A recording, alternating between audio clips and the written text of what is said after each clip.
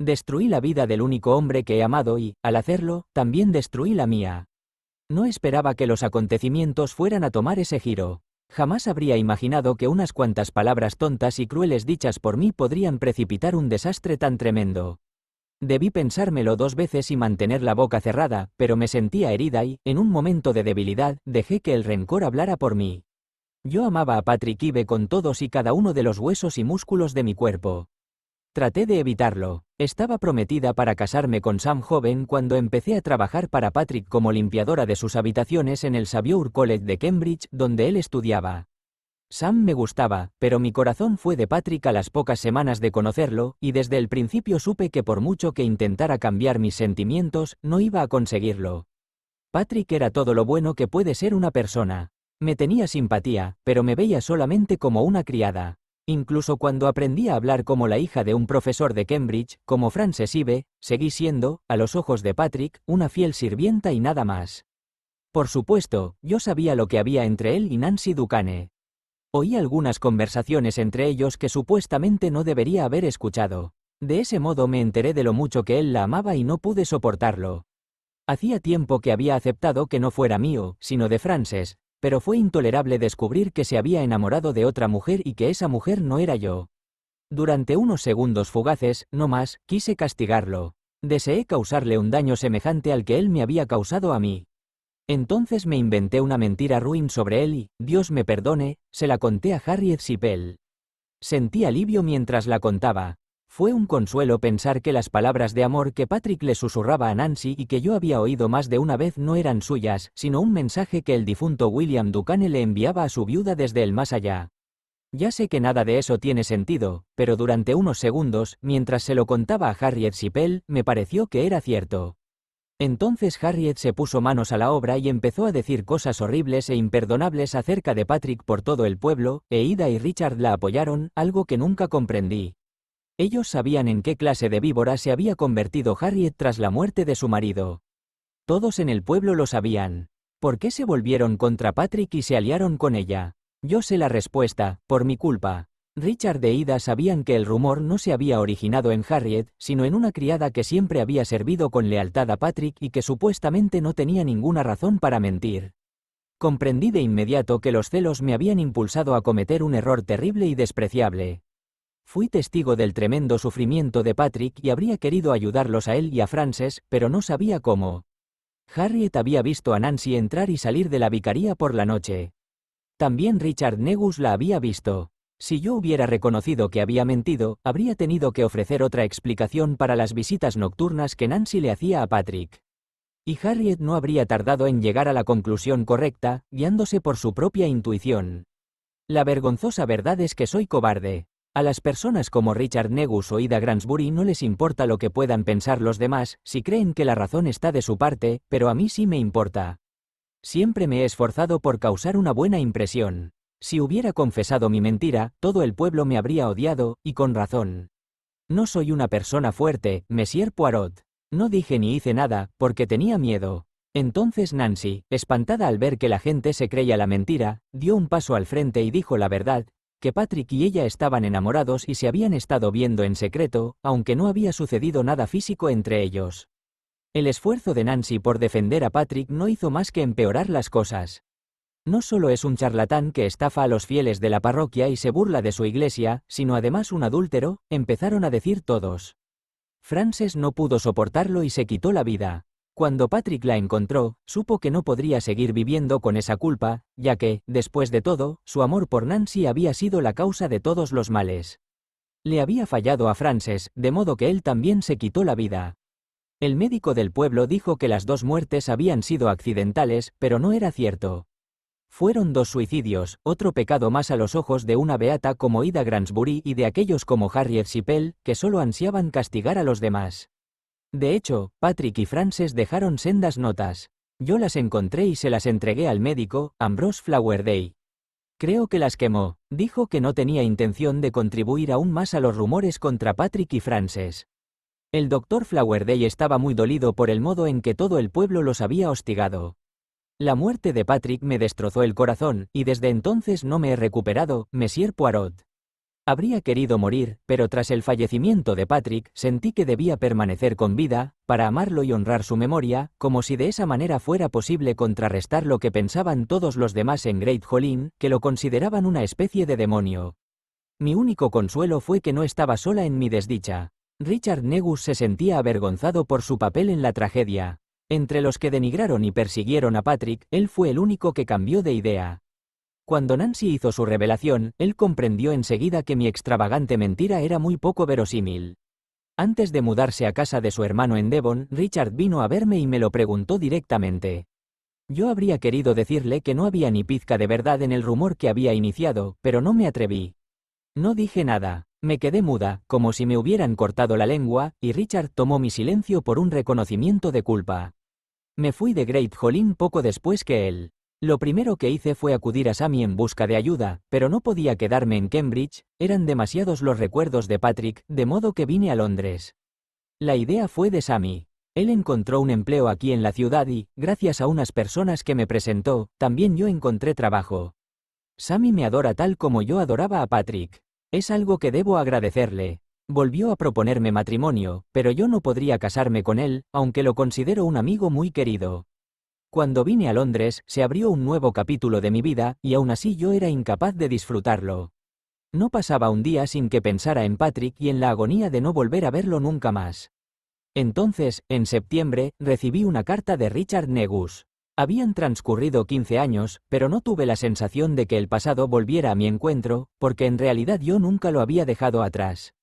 Richard había conseguido mi dirección en Londres preguntando a la única persona en Great Hall Inn que la conocía, el Dr. Ambrose Flowerday. No sé por qué, pero quise que alguien del pueblo supiera a dónde me había ido. Recuerdo que pensé, en aquel momento, que no quería desaparecer por completo, sin dejar rastro. Sentía como si, no voy a decirlo. No es cierto que tuviera una clara premonición de que Richard Negus fuera a venir en mi busca y a pedirme ayuda para poner remedio a un viejo mal. Fue más bien un fuerte presentimiento, que habría sido incapaz de describir con palabras. Sabía que el pueblo de Great Hall Inn no había terminado conmigo para siempre, ni yo con el pueblo. Por eso tuve la precaución de enviar al Dr. Flowerday mi dirección de Londres. En su carta, Richard decía que necesitaba verme, y a mí ni siquiera se me pasó por la mente la idea de negarme. Vino a Londres la semana siguiente y, sin preámbulos, me pidió que lo ayudara a remediar el error imperdonable que habíamos cometido muchos años atrás. Yo le contesté que no creía posible remediar nada. Patrick había muerto y ya no había marcha atrás. Pero entonces Richard dijo, sí, Patrick y Frances están muertos, y usted y yo nunca volveremos a ser felices. Pero ¿y si hiciéramos un sacrificio de la misma magnitud? No lo entendí y le pregunté qué quería decir. Si fuimos los verdugos de Patrick y de Frances Ive, como creo, ¿no le parece justo que lo paguemos con nuestras vidas? ¿Por qué no somos capaces de disfrutar de las mismas alegrías que la vida ofrece al resto de la gente? ¿Por qué el tiempo no sana nuestra herida, como debería? ¿No será porque no merecemos vivir, mientras los pobres Patrick y Frances están bajo tierra? Los ojos de Richard se oscurecieron conforme hablaba y, de su habitual tono castaño, casi viraron al negro. La ley de este país castiga con la muerte a los que siegan la vida de un inocente, dijo. Nosotros hemos burlado esa ley. Podría haberle dicho que ni él ni yo habíamos empuñado un arma para matar a Patrick y a Frances, ya que esa era la realidad. Pero sus palabras resonaron tan poderosamente en mi interior que supe que estaba en lo cierto, aunque muchos habrían dicho lo contrario. Mientras él hablaba, mi corazón se llenó de algo parecido a la esperanza, por primera vez en 15 años. Yo no podía devolverle la vida a Patrick, pero podía asegurarme de que se hiciera justicia. ¿Me está proponiendo que me quite la vida? Le pregunté a Richard, ya que él no lo había dicho de forma explícita. No, ni tampoco yo pienso quitarme la mía. Lo que tengo en mente no es un suicidio, sino una ejecución, a la que ambos nos ofreceremos de manera voluntaria. O al menos yo me ofreceré. No pienso obligarla. Usted y yo no somos los únicos culpables, le recordé. No, convino él. Lo que dijo acto seguido hizo que se me parara el corazón. ¿Le sorprendería mucho saber que Harriet Sipel e Ida Gransbury están de acuerdo conmigo? Le respondí que no me lo creía. En mi opinión, Harriet e Ida jamás admitirían ser culpables de nada tan cruel e imperdonable. Richard replicó que él había creído lo mismo al principio. Las convencí, me dijo. La gente me escucha, Jenny. Siempre ha sido así. Para persuadir a Harriet y a Ida, no empecé por censurarlas a ellas, sino que les expresé con insistencia mi profundo pesar y mis deseos de remediar el daño causado. Me llevó años, tantos como los transcurridos desde la última vez que hablamos usted y yo, pero poco a poco Harriet e Ida empezaron a ver las cosas del mismo modo que yo. Son dos mujeres profundamente desdichadas, Harriet, desde que murió su marido, e Ida, desde que puse fin a mi compromiso con ella. Abrí la boca para expresar mi incredulidad, pero Richard siguió hablando. Me aseguró que tanto Harriet como Ida habían asumido su responsabilidad en las muertes de Patrick y de Frances Ive, y que deseaban remediar el mal que habían causado. Los aspectos psicológicos de este asunto son fascinantes, dijo. Harriet da su conformidad, mientras tenga alguien a quien castigar, aunque sea ella misma. No olvide que está ansiosa por reunirse con su marido en el cielo. Jamás podría aceptar la posibilidad de acabar en otro sitio. Yo estaba boquiabierta. Dije que no podía creerlo, pero Richard replicó que me convencería en cuanto hablara con Harriet e Ida y ellas me lo confirmaran. Insistió en que tenía que reunirme con ellas, para que comprobara cuánto habían cambiado. Yo no podía imaginar que Harriet e Ida hubieran cambiado, y temía cometer un asesinato si me encontraba con cualquiera de ellas en una misma habitación. Debe tratar de comprender, Jenny, dijo Richard. Yo les ofrecí una salida de su sufrimiento. Porque, créame, estaban sufriendo. Es imposible hacer tanto daño al prójimo sin quedar con el alma herida.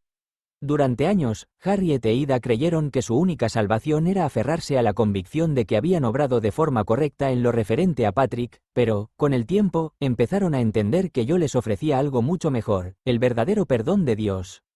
El alma que ha pecado ansía la redención, Jenny. Cuanto más le negamos la posibilidad de alcanzarla, más intensa es su ansiedad.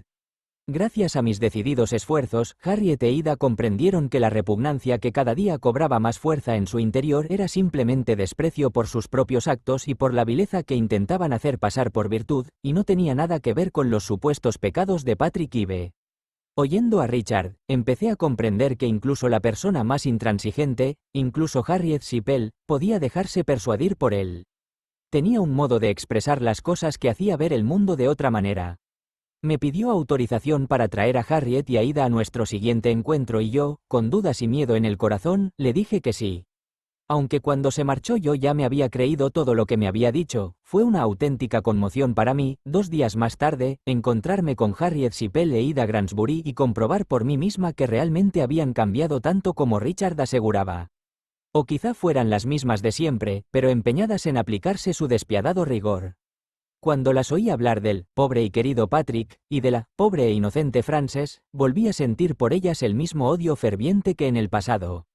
No tenían derecho a pronunciar esas palabras. Los 4 acordamos que era preciso hacer algo para corregir el mal.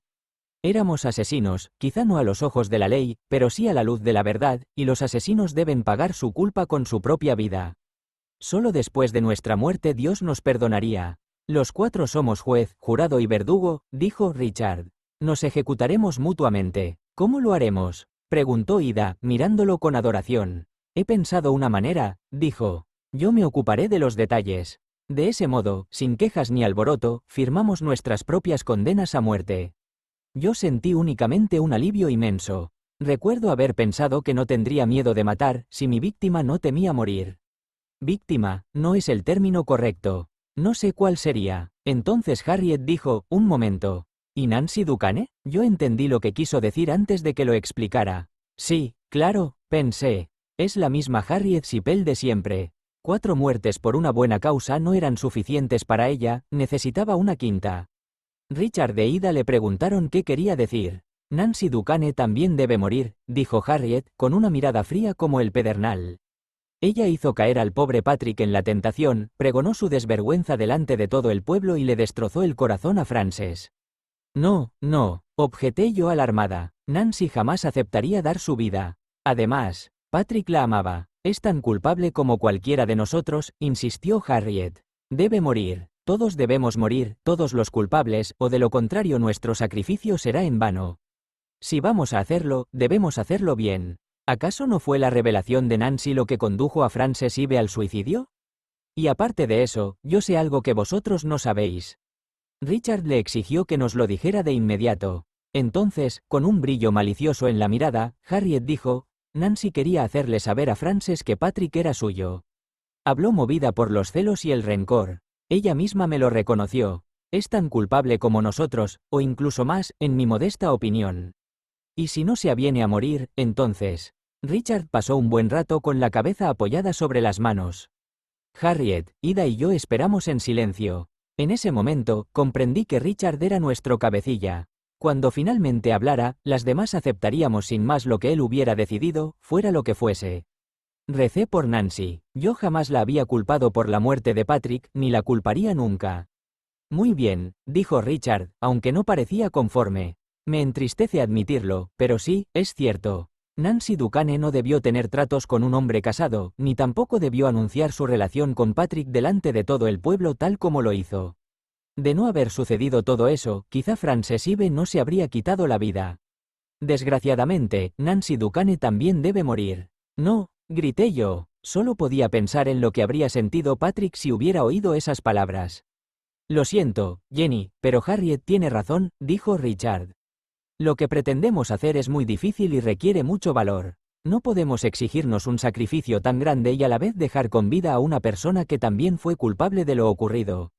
No podemos exonerar a Nancy de toda culpa. Yo habría querido gritar y huir de la sala, pero me obligué a permanecer sentada. Estaba segura de que Harriet había mentido acerca de la razón de Nancy para hablar en el King's Head.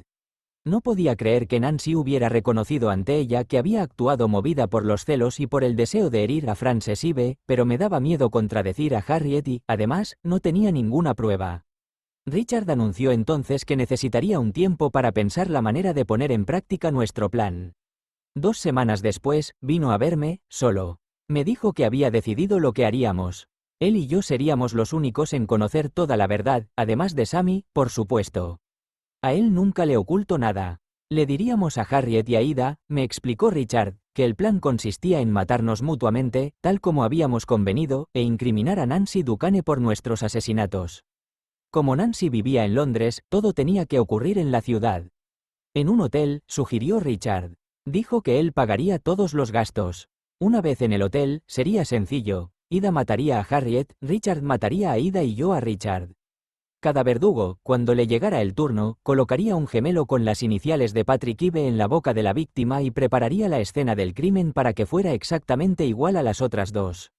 De ese modo, la policía daría por supuesto que la misma persona había causado las 3 muertes. Iba a decir, asesinatos, pero no lo fueron. Fueron ejecuciones. ¿Saben una cosa? Nos dijimos que siempre que se ejecuta a un reo, hay un protocolo. Pensamos que el personal de la prisión debía de tener un procedimiento para tratar los cuerpos de los reos ejecutados. Fue idea de Richard colocar los cuerpos tal como quedaron, tratados con respeto y dignidad. Ceremonialmente, dijo él, puesto que 2 de las víctimas, Ida y Harriet, habrían indicado al hotel sus respectivas direcciones en Great Hall Inn, sabíamos que no pasaría mucho tiempo antes de que la policía fuera al pueblo, preguntara a los vecinos y empezara a sospechar de Nancy.